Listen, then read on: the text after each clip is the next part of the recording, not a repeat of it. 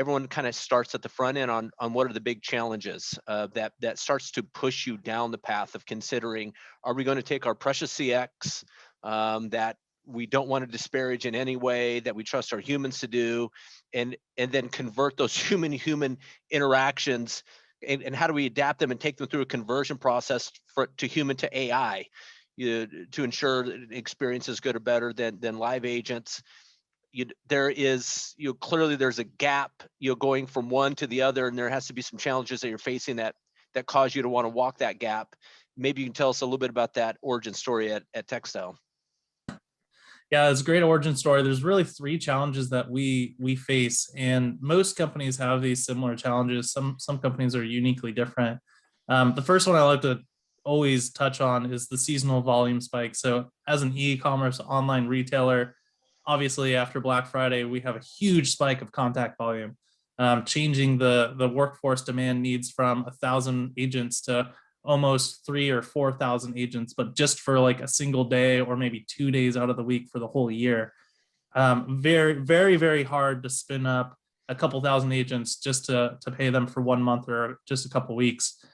So what we wanted to do was start to deliver some self-service options over the voice channel, which is our highest volume channel, to enable and allow our members to be able to self-serve so that they don't have to go to a live agent, so that we could have the right size amount of live agents answering calls and we don't have a long wait time. So seasonal volume spikes was really important for us to address. That second one, it kind of leads into the second one, which is agents who are doing mundane things like answering a call and clicking a button and then hanging up the call. That's literally all of those self-service tasks, transactional type tasks. Created high churn. Agents don't want to take 80 calls a day and just click a button, the same button 80 single times throughout their day. That's not a very rewarding, fulfilling role.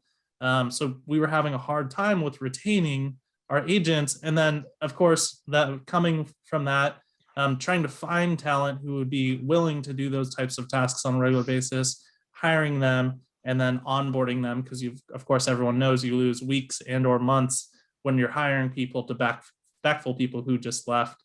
And then the last thing, which is really important, is we wanted to make sure that when we were implementing or rolling out these automations and self-service tools, we weren't sacrificing the customer experience.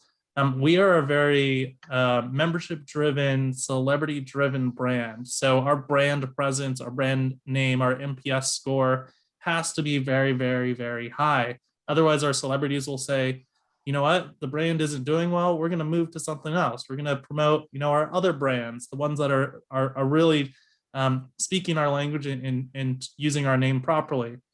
So we wanted to make sure that when we were automating and doing self-service, we weren't sacrificing the customer experience. And one of the things I like to call out, because Brian, you talked about this earlier, was we talk about voice, and we started a voice bot before we did a chat bot. And one of the reasons we did that was because we knew that was going to be the harder and more complex channel to do it across.